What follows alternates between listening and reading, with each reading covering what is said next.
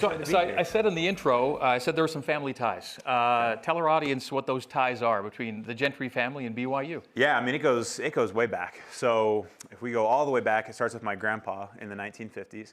So my grandpa played football, played offensive line here at BYU in the 1950s. Lowell Matson was his name.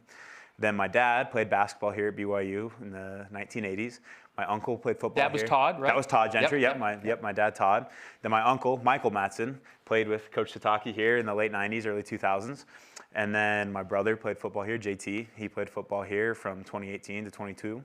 And then now I finally made it here, right? So it took a while for me to get here, but this was always the spot that I was meant to be at. When did you first know the name or hear the name Andrew Gentry, Coach? I met him a long time ago. Yeah. And when it was, I was recruiting him from the beginning, but everybody else was too. It's before he became 6'8", you know. So, but more than anything, I just really enjoyed being around his family, and I love coaching his older brother. I mean, JT is one of the best young men I've ever been around, and so it's a lot of fun. If he was going to be anything like his brother, I wanted him here, and I'm just glad that the Lord brought him back to Provo. Where were you born and raised? Born and raised in Littleton, Colorado. Yep, so my parents are still there, and it was the best spot to live. I always say it was the best spot to grow up, and super grateful they're still there. When did you begin focusing on football? So my dad, like I mentioned, was a basketball player. Yeah. So to be honest, my first love was basketball, right? I loved playing basketball. We had a basketball court in our backyard. So that's what I grew up doing in the summers, right? And then in fourth grade, we had a friend who coached a Little League football team, and his son was my age. And I was actually playing tennis, and he saw me playing tennis, and he's like, "Why are you playing tennis when you could be right here on the football field with us?" So then I started begging my parents to play tackle football. And so they let me in fourth grade, and I fell in love with it. But still always go back and forth between basketball and football. And then my freshman year of high school, at that point, I was a big kid. I was 6'6", 270, and played on the varsity as a freshman and did well. And I realized, I said, I don't think being 6'6", 270 is going to be super conducive to playing basketball, but I love football. And so from then on is kind of when I realized that football was my true love, my freshman year of high school. And from then on, really started focusing on football, and I'm really grateful I did. You heard from a lot of people, a lot of schools during your high school. It was kind of a who's who. Like, you were hearing from some of the biggest schools in the country, weren't you? Yeah. Was that humbling? Was it kind of confusing? How was it for you? It was a crazy experience. The word I always use is whirlwind, right? Because I grew up watching people like Nick Saban, Urban Meyer, and all these different coaches. And then all of a sudden, they're calling your phone, right? They're visiting your high school. And so for me, it was just a surreal experience, right? Because I love the movie The Blind Side growing up, and you see that part where he's getting recruited, and I was like, oh, that's kind of cool. And then all of a sudden, it feels like you're kind of living that, right? It wasn't to that extent, but at the same time was a really humbling experience for me. I was super grateful that I had all those different options, and was really grateful for it. He did have a lot of options, didn't he, Kalani? He did, and he was super kind, and very upfront and transparent during the whole recruiting process, which it's unique, but most people are telling every coach what they want to hear. He was just straight up from the very beginning, and I really appreciated that. And we've always had a great relationship, even when he didn't choose BYU early. What went into your decision to play for Michigan? Yeah, so kind of a long story, right? So I originally committed to Virginia, right before my mission. So I was committed to play for Bronco Mendenhall, and then about 18 months into my mission is when Bronco decided to step down from coaching for a little bit and take a break. And so at that point, right, kind of had not really an uncertain future, I guess you could say. Wasn't sure who was still going to be interested and what the coaching scenario looked like around the country.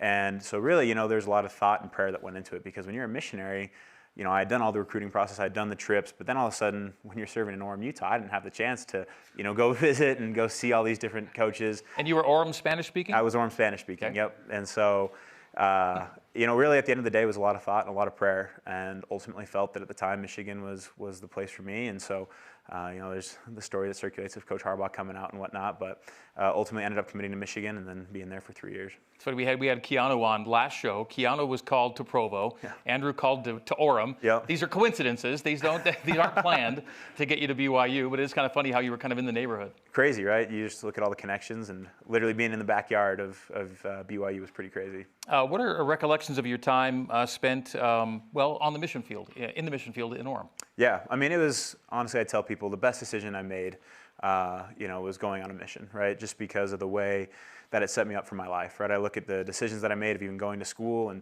everything that happened, and it wouldn't have happened the way it did without being on a mission. But just the way that I was able to grow to love the people of Orem. And I tell people all the time that the Lord definitely put me there. And I feel like in preparation for coming back to Provo now, as being a student at BYU, but just learning to love the people and seeing, being Spanish speaking, work with a lot of immigrants in really humble situations who've left their families or brought their families. And it was really humbling to meet them and to see how hard they work.